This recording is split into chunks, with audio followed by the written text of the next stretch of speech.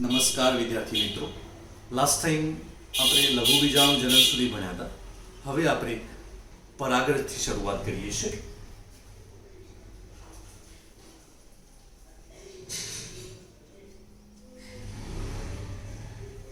પરાગરજ સૌપ્રથમ વાત કરીશું કે તે નરજન્યુ જનક અવસ્થાનું પ્રતિનિધિત્વ કરે છે. એટલે એવું કહી શકીએ કે જેમાંથી પરાગરજ એટલે નરજન્યુનું નિર્માણ કરે છે, એવું કહી શકીએ આપણે, પુખ્ત પરાગરજ.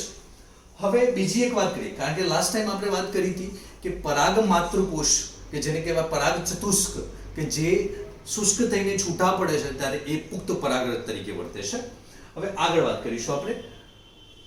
પરાગરજને આપણે જોયું હોય, નિહાળ્યું હોય તો જાસૂદ છે કે અન્ય પુષ્પને લઈએ અને એની પરાગરજ જ્યારે આંગળીએ આપણે જોયેલી હશે, આંગળી અડકતી હશે તો એ પીળાશ પડતી હશે અને પાવડર ફોર્મ હશે, જેને તમે સ્લાઇડ પર એક ટીપું પાણી લઈ અને એ પરાગરજ મૂકશો તો તમને માઇક્રોસ્કોપમાં એ પરાગરજની વિવિધતા એટલે મીન્સ કે એનું કદ, આકાર છે, રચના છે, એનો રંગ જોવા મળશે. આ રીતે મિત્રો તમે અલગ અલગ પુષ્પની પરાગરજ લઈ અને સ્લાઇડ પર મૂકી અને તમે એનો કદ, આકાર, રચના, રંગમાં વિવિધતા જોઈ શકો છો. બીજી વાત, આ એક વાત કરી. હવે આપણે આગળ વાત કરીશું તો પરાગરજનો આકાર કેવો હોય તો સામાન્ય ગોળાકાર હોય, સામાન્ય રીતે ગોળાકાર હોય છે એનો આકાર. એનો વ્યાસની વાત કરીએ આપણે તો વ્યાસ કેવો હોય તો 25 થી 50 માઇક્રોમીટર હોય છે એનો વ્યાસ. આપણે પરાગરજ દોરીએ છીએ, અહીં તમને બતાવું છું પરાગરજ કે પરાગરજ આ રીતે શરૂઆતમાં આવી તમને જોવા મળે.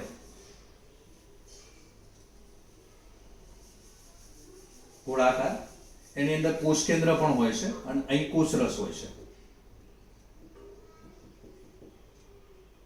આ પરાગરજ છે, આ કોષ કેન્દ્ર છે, બરોબર. તો આ કોષ કેન્દ્ર તમને અહીં જોવા મળ્યું, આ પરાગરજ છે અને અંદર કોષરસ ભરેલો છે. બીજી વાત, હવે પહેલી વાત કરીશું આપણે કે પરાગરજ પર દ્વિસ્તરીય આવરણ જોવા મળે. તમને બે આવરણ જોવા મળે. સૌથી બહારનું બાહ્ય આવરણ, અંત આવરણ. આ છે બાહ્ય આવરણ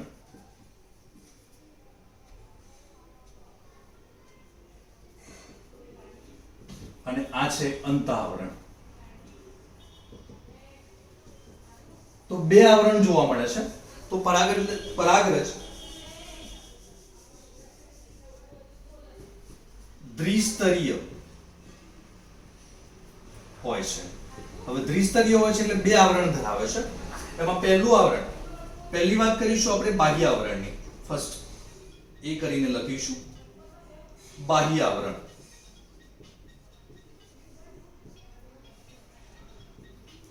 હવે આ બાહ્ય આવરણની વાત કરીએ આપણે, બાહ્ય આવરણ કે જેની વાત કરીએ છીએ આપણે તો બાહ્ય આવરણ સ્પોરો પોલેનિન નું બનેલું હોય છે. હવે સ્પોરોપોલેનિન શું છે તો સ્પોરોપોલેનિન એ કાર્બનિક દ્રવ્ય છે જે બહારના આવરણમાં આવેલું હોય છે. આ તમે બાહ્ય આવરણ જુઓ છો તે આવેલું હોય છે, જે સ્પોરોપોલેનિન છે. હવે સ્પોરોપોલેનિન મિત્રો શું કરે તો ખાસ એ એવું કહેવાય છે કે સ્પોરોપોલેનિનના લીધે, ફરી એક વાત કરીએ આપણે, સ્પોરોપોલેનિન ના કારણે શું થાય છે તો કારણે આપણે જોઈએ તો અશ્મિ તરીકે સંગ્રહવામાં આવે છે, પણ આપણે એવું કહી શકીએ કે એના ઉપર ઊંચું તાપમાન,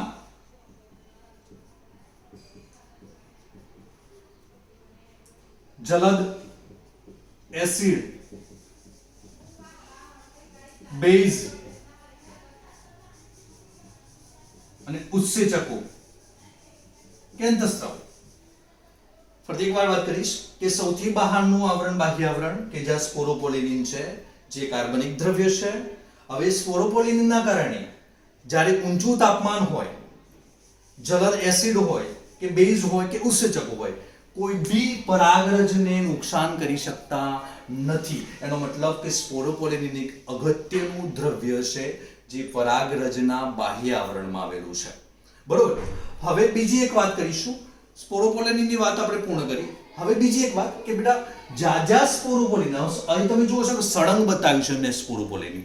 ખરેખર કેવું હોય કે સ્પોરોપોલિન જાજા ના હોય આ ભાગી. દાખલા તરીકે સ્પોરોપોલિન હાજર ના પણ હોય. હવે જાજા સ્પોરોપોલિન હાજર ના હોય ત્યાં છિદ્ર જેવી રચના આવેલી હોય જેને જનન છિદ્રો કહેવામાં આવે છે. ફરીથી એકવાર વાત કરીશ કે સ્પોરોપોલિન બાહ્યાવરણમાં સળંગ હોતું નથી, પણ જ્યાં જ્યાં છિદ્રો આવેલા હોય, જ્યાં સ્પોરોપોલિન ગેરહાજર હોય ત્યાં છિદ્રો આવેલા હોય. અંતઃઆવરણ તો સળંગ જ છે, પણ બાહ્યાવરણ સળંગ જ્યાં નથી, બરોબર, ત્યાં છિદ્રો આવેલા હોય છે. સ્પોરોપોલિન ગેરહાજર હોય ત્યાં એને કહેવાય જનન છિદ્રો. અને જનન છિદ્રોનું કાર્ય શું?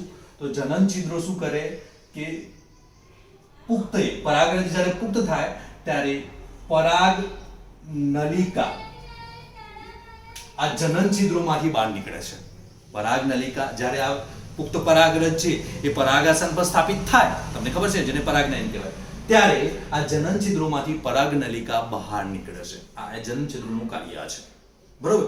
કારણ કે એમાંથી આની અંદરથી જે જન્યુઓ બન્યા હશે એ જનન છિદ્રો દ્વારા પરાગ નલિકામાંથી બહાર નીકળી અને અંદર જશે, જે બીજા છે જે આપણે આગળ વાત કરી છે સ્ત્રીકેસરમાં. તો આ એક સ્પોરોપોલિનની વાત કરીએ. હવે બીજી વાત કરીશું આપણે. હવે બાહ્ય આવરણ પૂર્ણ થયું. હવે બીજા નંબરનું આવરણ છે બી કરીએ આપણે, અંતઃઆવરણ. હવે અંતઃઆવરણ વિદ્યાર્થી મિત્રો એવું કહીએ આપણે કે જે સેલ્યુલોઝ અને પેક્ટિન નું બનેલું છે અને પેક્ટિન નું બનેલું છે. અંતઃઆવરણ શેનું બનેલું હોય? સેલ્યુલોઝ અને પેક્ટિન નું. હવે આ તમે જુઓ છો બીજા નંબરનું અંતઃઆવરણ. આકૃતિ સ્પષ્ટ દેખાતી હશે તમને. બીજા નંબરનું અંદરનું આવરણ જે પાતળું હોય છે, બરોબર, અને એ સેલ્યુલોઝ અને પેક્ટિન નું બનેલું હોય અને સળંગ હોય છે. તમે જુઓ છો પાતળું અને સળંગ હોય છે જે સેલ્યુલોઝ અને પેક્ટિન નું બનેલું છે. બરોબર. કમ્પેરિઝન કરીએ તો બાહ્ય આવરણ એ જાડું હોય છે કારણ કે એ સ્પોરોપોલિન અને કાર્બનિક દ્રવ્ય ધરાવે છે એક પ્રકારનું હોય. જ્યારે અંદરનું આવરણ સેલ્યુલોઝ અને પેક્ટિન નું બનેલું છે એટલે પાતળું હોય છે અને સળંગ હોય છે, જ્યાં જનન છિદ્રો આવેલા હોતા નથી. બરોબર. હવે બીજી આગળ વાત કરીએ આપણે. હવે આપણે એ વાત કરીશું કે આની અંદર જે કોષ કેન્દ્ર છે એ કેવી રીતે વિભાજિત થાય. જેમ જેમ પરાગરજ પુખ્ત બને છે એમ હવે આની અંદર રહેલું કોષ કેન્દ્ર કેવી રીતે વિભાજિત થાય છે એની આપણે વાત કરીશું. હવે પુખ્ત પરાગરજ કેવી રીતે બને છે એ આપણે જોઈશું.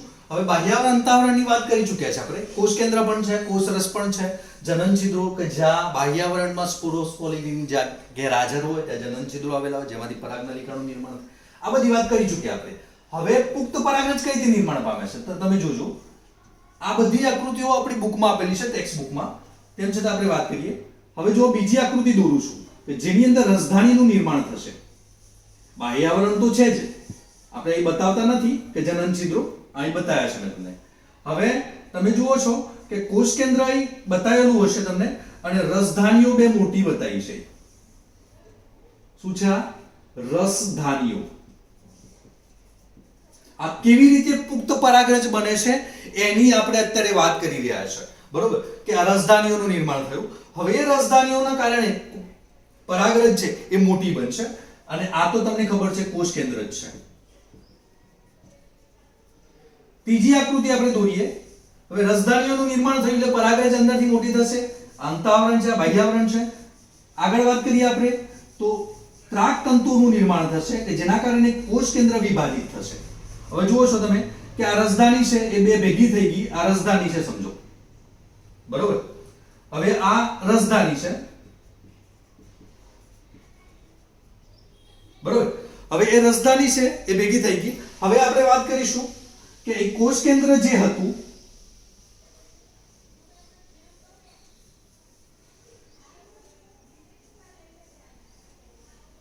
કોષ કેન્દ્ર જે આપણે બતાવ્યું હતું એ કોષ કેન્દ્ર ની બંને બાજુએ ત્રાકતંતુનું નિર્માણ થશે. અહીં બંને બાજુએ આ રીતે બંને બાજુએ કોષ કેન્દ્રની બંને બાજુએ ત્રાકતંતુનું નિર્માણ થશે. આને શું બોલીશું આપણે? ત્રાકતંતુઓ, કે જેના કારણે કોષ કેન્દ્ર બે ભાગમાં વિભાજિત થશે.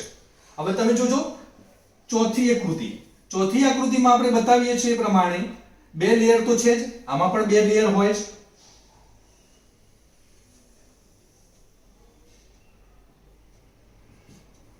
બરોબર. હવે આ ચોથી આકૃતિમાં તમે જુઓ કે આની અંદર પણ બે લેયર હશે કે જે અંતઃઆવરણ અને બાહ્ય આવરણ. પરંતુ તમે જોશો કે અહીં આ ત્રાકતંતુના કારણે કોષ કેન્દ્ર બે ભાગમાં વિભાજિત થશે. ઉપરની બાજુએ અનિયમિત આકારનું મોટું કોષ કેન્દ્ર બનશે, જ્યારે નીચેની બાજુએ એક નાનું ત્રાકાકાર કોષ કેન્દ્ર બનશે. તમે જુઓ છો આમાં બે કોષ કેન્દ્રો નિર્માણ પામ્યા. કોના કારણે? ત્રાકતંતુઓના નિર્માણના કારણે. હવે તમે જુઓ છો ઉપરનું કોષ કેન્દ્ર જે મોટું બન્યું, જેને આપણે વાનસ્પતિક કોષ કહીશું. આ પુખ્ત પરાગરજની વાત કરીએ આપણે. પુખ્ત પરાગરજ છે, આ રીતે બને પુખ્ત પરાગરજ. હવે આ વાનસ્પતિક કોષ છે કે જેનું કોષ કેન્દ્ર અનિયમિત હોય. અનિયમિત કોષ કેન્દ્ર ધરાવે અને ઘટ્ટ કોષરસ હોય એની અંદર.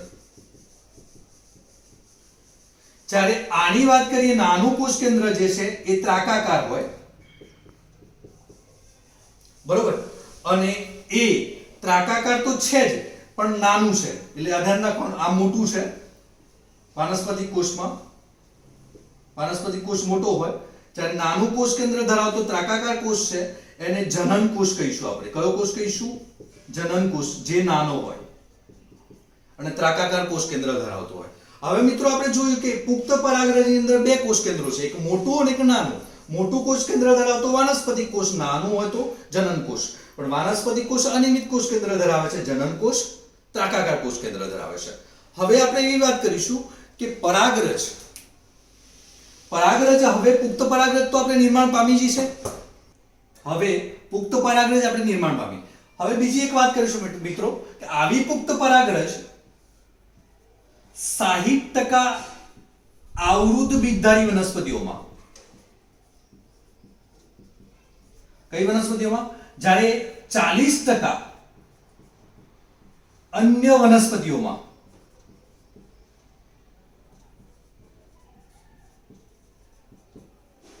હવે ધ્યાન રાખજો, જો આવી પુખ્ત પરાગરજ 60% આવૃત બીજધારીઓમાં મુક્ત થાય આવી પરાગરજ, તો એ દ્વિકોષીય હોય. દ્વિકોષીય એટલે તમે જુઓ છો કે બે કોષ કેન્દ્રો ધરાવે છે. બરોબર છે. જ્યારે 40% અન્ય વનસ્પતિઓમાં આ પરાગરજ મુક્ત થાય તો એ ત્રિકોષીય મુક્ત થાય. કેવી રીતે?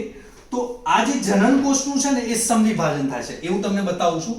અન્ય વનસ્પતિઓમાં હા આવૃત બીજધારી જે 60% વનસ્પતિઓ છે એમાં ત્રિકોષીય, એટલે આ રીતે જ આવી જ બનેલી પરાગરજ મુક્ત થાય. શેમાંથી? પરાગાશયમાંથી, જે કાલે આપણે ભણ્યા હતા. જ્યારે અન્ય 40% જે વનસ્પતિઓ છે એમાં આમાં શું ચેન્જીસ થશે હું તમને બતાવું. હા, ત્રિકોષીય મુક્ત થશે. બરોબર. તો કેવી રીતે મુક્ત થાય? તો તમે જુઓ આ રીતે પરાગરજ બનેલી હોય એમાં.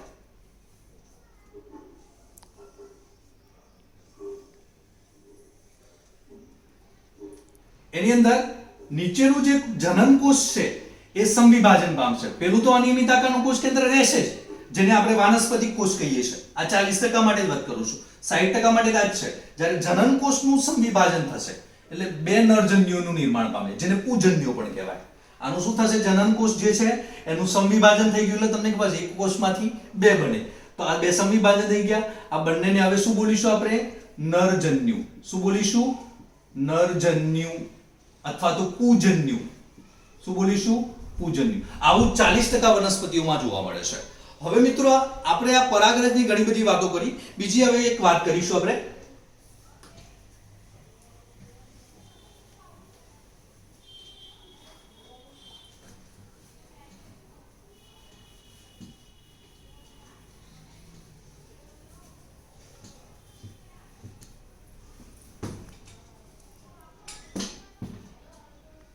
હવે મિત્રો પરાગરજની એલર્જી વિશે થોડી વાત કરીશું કે પરાગરજની એલર્જી કેવી રીતે થાય છે. તમે જુઓ છો કે પરાગરજ દ્વારા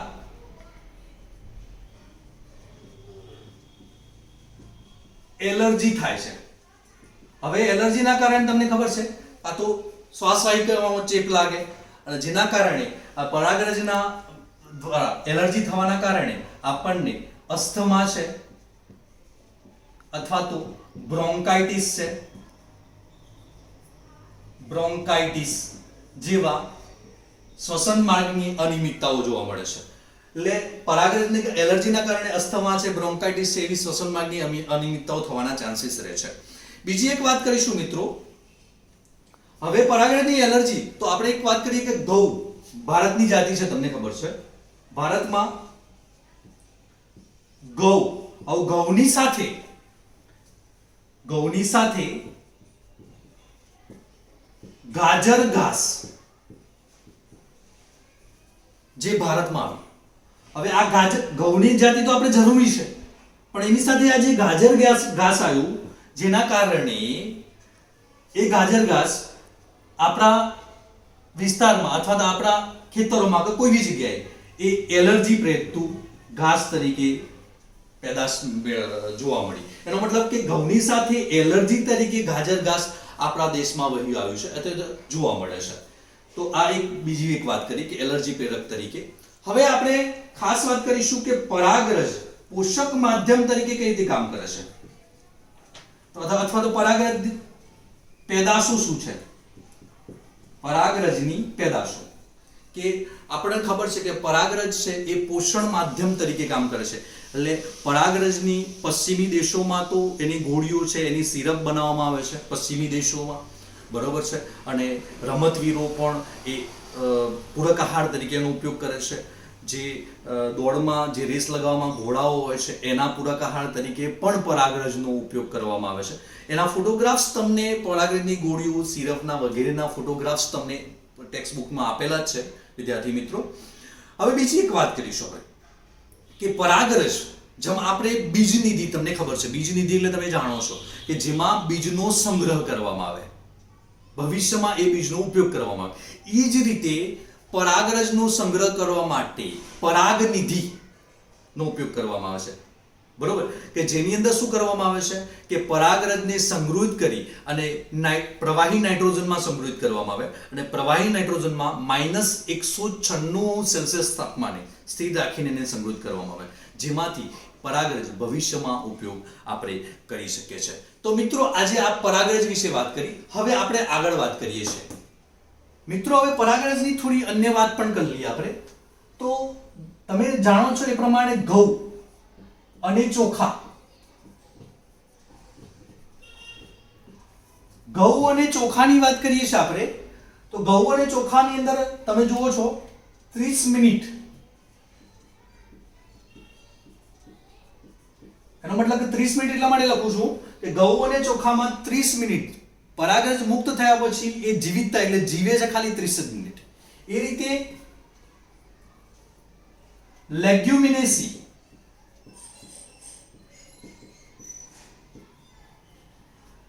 સોલેનેસી જેવી વનસ્પતિના કુળ છે. સોલેનેસી આ વનસ્પતિના કુળ છે. તો એની અંદર પરાગરજ મુક્ત થયા પછી મહિનાઓ સુધી જીવિતતા ધરાવે છે.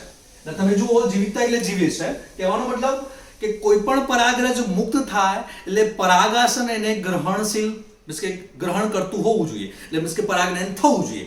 પણ જો મુક્ત થયા પછી દાખલા તરીકે ઘઉં અને ચોખાની વાત કરીએ કે મુક્ત થઈ ગઈ પરાગરજ અને 30 મિનિટમાં એ પરાગનયન ન થાય તો એ જીવિતતા ગુમાવે છે. એ રીતે લેગ્યુમિનેસી અને સોલેનેસી કુળની જે વનસ્પતિઓ છે એમાં પણ એવું હોય છે કે એમાં મહિનાઓ સુધી પરાગરજ પેલા મુક્ત થાય પછી મહિનાઓ સુધી પરાગરજ જીવિત રહે છે, બરોબર, જીવિતતા ધરાવે છે. બીજી એક ખાસ નોટ ડાઉન કરજો કે સૌથી મોટી પરાગરજ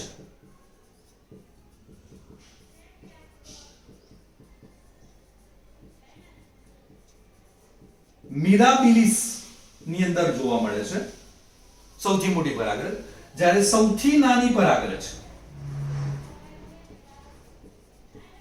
માયોસોટિસમાં જોવા મળે છે. માયોસોટિસમાં જોવા મળે છે. બરોબર. તો આ પરાગરજ વિશે વાત પૂર્ણ કરી આપણે. હવે બીજી એક આગળ વાત કરીશું. હવે આપણે ટૂંકમાં નર પ્રજનન અંગ વિશે પૂર્ણ વાત કરી દીધી. હવે આપણે માદા પ્રજનન અંગ વિશે વાત કરીશું. ચાલો મિત્રો, હવે આપણે જાયાંગ એટલે મારો કહેવાનો મતલબ એ છે કે સ્ત્રીકેસર ચક્ર વિશે ભણીશું. હવે સ્ત્રીકેસર ચક્ર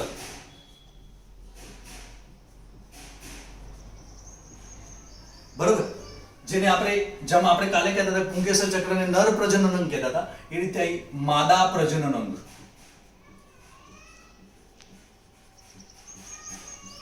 હવે પહેલી વાત કરીશું સ્ત્રીકેસર,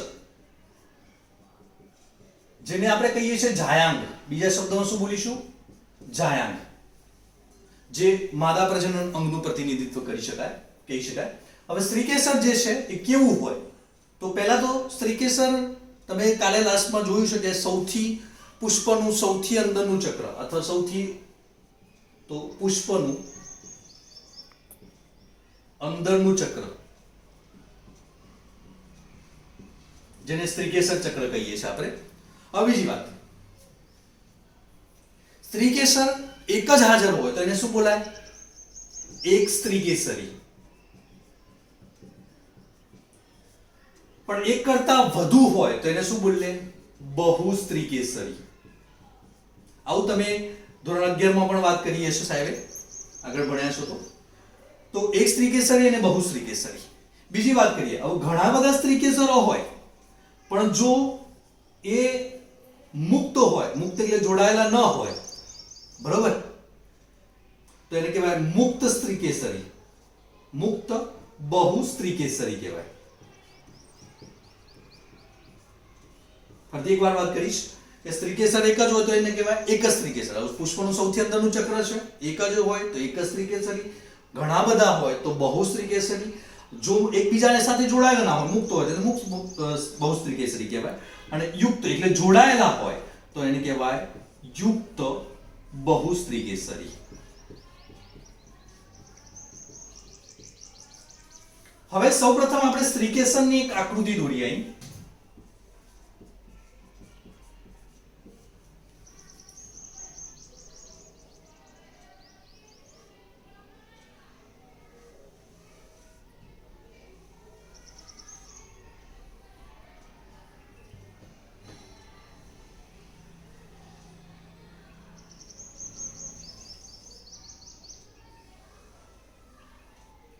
હવે મિત્રો આ સ્ત્રીકેસરની એક આકૃતિ દોરી છે આપણે, સ્ત્રીકેસર દોરી છે, જેને જાયાંગ કહીએ છીએ આપણે. હવે એની અંદર નીચેનો જે ભાગ જે છે આને એને બીજાશય અથવા તો અંડાશય કહેવાય. ફૂલેલો ભાગ જે છે, શું બોલીશું એને? નીચેનો ફૂલેલો ભાગ જે છે એને બીજાશય અથવા તો અંડાશય કહીશું. વચ્ચે લાંબો ભાગ જે છે નલિકા જેવો, એને પરાગવાહિની કહીશું એને, બરોબર. અને સૌથી ઉપરનો ટોચનો ભાગ જે છે સ્ત્રીકેસરમાં એને પરાગાસન કહીશું, કે જ્યાં પરાગરજ આવી અને સ્થાપન થાય છે, જેને પરાગનયન કહીએ છીએ આપણે વાહકો દ્વારા. હવે એક સૌથી ઉપરનો જે ભાગ છે તમે જુઓ છો મિત્રો, સૌથી ઉપરનો ભાગ જે છે એને પરાગાસન કહીશું. એ લિંગીય ભાગ કહેવાય. કેમ? કારણ કે ત્યાં પરાગનયન થાય છે એટલે પરાગરજ અહીંયા સ્થાપિત થાય છે. અહીં પરાગવાહિની છે કે જે લાંબી છે, અને નીચે ફૂલેલો ભાગ જે છે બીજાશય અથવા તો અંડાશય કહીશું. હવે તમે જુઓ છો આને પરાગાસન કહેવાય કે જ્યાં પરાગનયન થાય ક્રિયા. હવે આ બીજાશય છે, અંડાશય કહીએ છીએ આપણે. હવે આપણે વાત કરીશું તો આની અંદર, હવે બીજાશયની અંદર શું આવેલું હોય તો તમને ખબર છે જરાયુ. બીજાશયની અંદર જરાયુ અને એની અંદર અંડક કે મહાબીજાણુ ધાની હોય.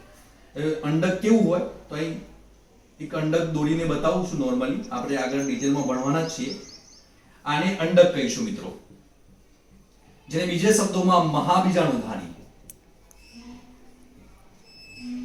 જેમ લઘુ બીજાણુધાની તો શું કહેતા હતા આપણે એને? પરાગાશય. એમ અંડકને શું બોલીશું?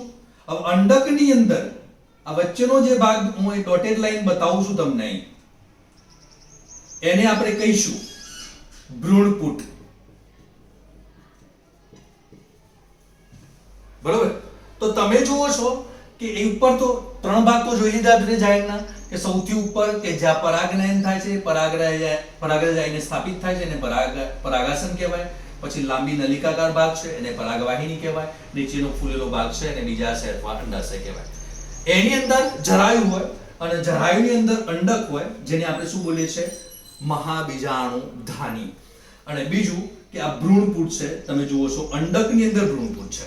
હા, આ જે પ્રદેશ દેખાય છે તમને બંને બાજુએ, એને પ્રદેહ કહેવાય, કે જે ખોરાક સંગૃહિત પ્રદેશ છે. આ સિવાય વાત કરીશું મિત્રો, આ બધા ભાગોની વાતો આપણે ડિટેલમાં, કારણ કે કાલે આવતા લેક્ચરની અંદર અંડક એટલે મહાબીજાણુ ધાનીની ડિટેલમાં રચના આપણે ભણવાના જ છીએ, જે મોસ્ટ આઈએમપી છે એક્ઝામ માટે, બરોબર. પણ અત્યારે થોડી બીજી વાત કરી દઉં. હવે તમે જુઓ છો કે મહાબીજાણુ ધાની અંડક, અહીં એક જ છે અંડક. હવે એક જ અંડક આવેલું હોય તો એવું શેમાં હોય? તો ઘઉં, ડાંગર છે, કેરી છે, એમાં એક જ અંડક હોય. કોની અંદર? બીજાશયની અંદર. પણ ઘણી વનસ્પતિ એવી હોય છે કે આ બીજાશયની અંદર અંડક એક કરતા વધારે પણ હોય. દાખલા તરીકે તરબૂચ છે, બરોબર છે, પપૈયું છે, આર્કિડ છે, એવી વનસ્પતિઓમાં આ બીજાશયની અંદર આ અંડક એક કરતા વધારે પણ હોય. જ્યારે અહીં આપણે ઘઉં, કેરી છે, ડાંગર છે, તો આની અંદર બધામાં અંડક કેટલા છે? બીજાશયમાં એક જ હોય છે, બરોબર. તો મિત્રો આજે આપણે સ્ત્રીકેસર ચક્રમાં આટલું વાત કરી. હવે નેક્સ્ટ લેક્ચરમાં આપણે અંડક એટલે મહાબીજાણુ ધાનીની રચનાની વાત કરીશું.